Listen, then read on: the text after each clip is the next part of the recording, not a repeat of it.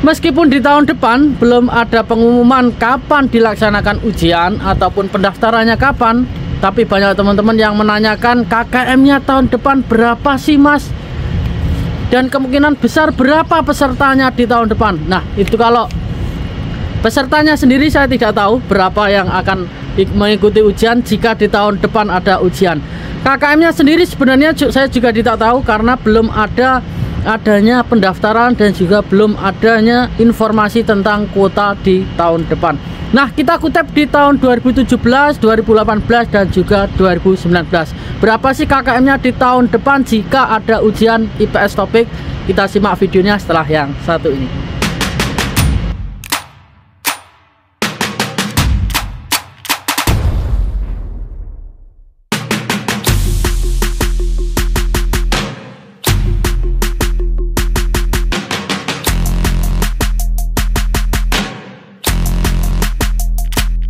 Halo teman-teman, assalamualaikum warahmatullahi wabarakatuh. Ketemu lagi bersama saya Wahono Channel yang selalu memberikan motivasi dan juga dukungan, memberikan semangat, tetap semangat meskipun di tahun depan nanti tidak ada ujian, belajarnya tetap ditingkatkan supaya nanti di tahun 2024 satu kali ujian teman-teman bisa lulus di IPS topik.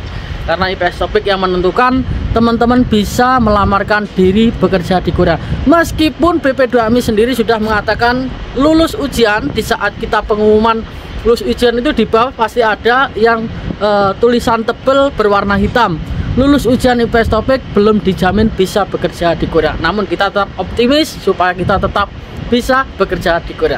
Nah, kita kembali di tahun 2017. Yang mana di tahun 2017 itu saya ujian tidak lolos.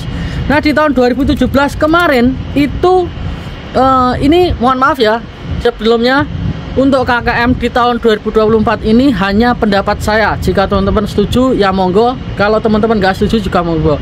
Percaya atau enggak ya monggo, karena ini hanya persepsi ataupun prediksi ataupun gambaran saya dari pengalaman yang sudah saya lihat ataupun data-data yang saya sudah lihat di BP2MI. Nah, di tahun 2017 kemarin, mohon maaf sedikit dingin karena hawanya sedikit dingin ya hari ini, meskipun tadi pagi tidak jadi hujan. Tahun 2017, kita mengulang di tahun 2017 dulu, itu peserta yang lolos di tahap 1 itu 9.393 teman-teman.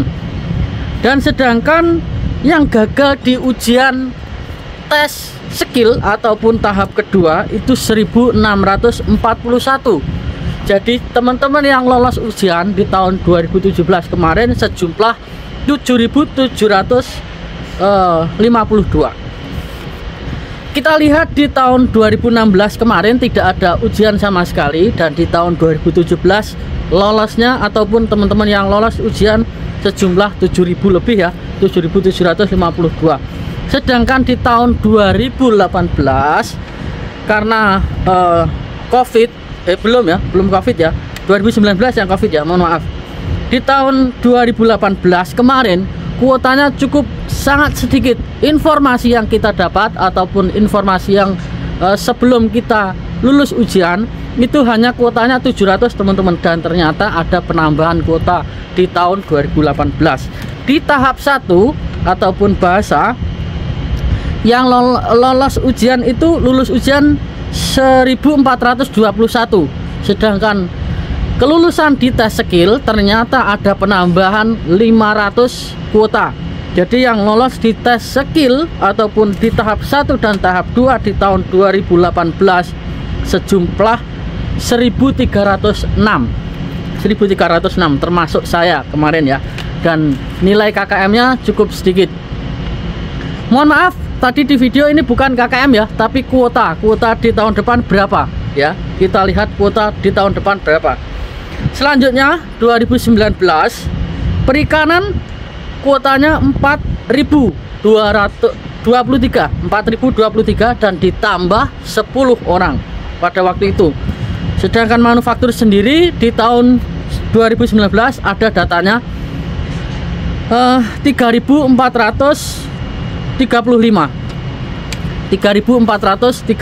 ya teman-teman, untuk di tahun 2019 manufaktur. Ini manufaktur. Jadi jika digabung antara perikanan dan juga manufaktur sekitar 7.458 untuk kuotanya di tahun 2019. Nah, 2020, 2021 dan 2022 saya tidak bahas. Kita langsung menginjak di 2023 di gelombang 1 sendiri yang lolos 2035. Sedangkan di gelombang 2 5.585. Sedangkan di gelombang 3 5.270. Dan untuk fishing sendiri 2097 sea building 615, sedangkan CBT khusus di tahun 2023 ini 1983. Jika dijumlah dari gelombang 1 sampai CBT untuk ujian tahun 2023 ini sejumlah 17.585. Nah, maka dari itu kenapa di tahun ini rosternya menumpuk banyak, karena teman-teman peserta yang lolos di tahun ini cukup lumayan besar, dan ada banyak pro dan kontra untuk tidak diadakan di tahun depan. Nah, jika diadakan berapa sih mas kuotanya? Nah, saya hitung seperti ini teman-teman. Saya hitung di tahun 2017 kemarin 7.752 dibagi dengan 1.306 di tahun 2018 manufaktur ya, manufaktur. Jadi jika 7.752 dibagi 1.306 itu menjadi 5. Sedangkan di tahun 2024 nanti jika ada ujian, kita hitung dari manufaktur saja 12.890 di jumlah manufaktur yang kuota sudah lulus di tahun ini dibagi 5 menjadi 2.578 teman-teman. Jadi jika prediksi saya kemungkinan besar jika ada ujian di tahun depan ataupun 2024 kuotanya 2.578. KKM-nya berapa mas? Kita belum tahu, kita lihat aja nanti. Kalau untuk KKM-nya kita lihat benar-benar sudah ada ujian atau belum. Kalau tidak ada ujian tidak usah memikirkan KKM. Nah teman-teman, itulah tadi prediksi saya jika ada ujian di tahun 2024. Karena banyak teman-teman bertanya jika ada ujian berapa mas kira-kira kuotanya. Nah ini persepsi saya ataupun prediksi saya dari jumlah yang sudah saya bagi. Untuk tahun ini 12.890 dibagi 5 menjadi 2.578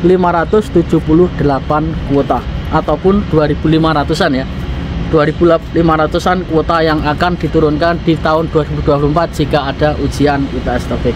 Mungkin itu saja yang bisa saya sampaikan, kurang lebihnya saya mohon maaf. Jika teman-teman mempunyai pendapat sendiri, monggo silahkan komen di bawah. Semoga bermanfaat. Sampai ketemu lagi di video selanjutnya. Salam kegagalan adalah kunci dari keberhasilan. Annyeonghaseyo.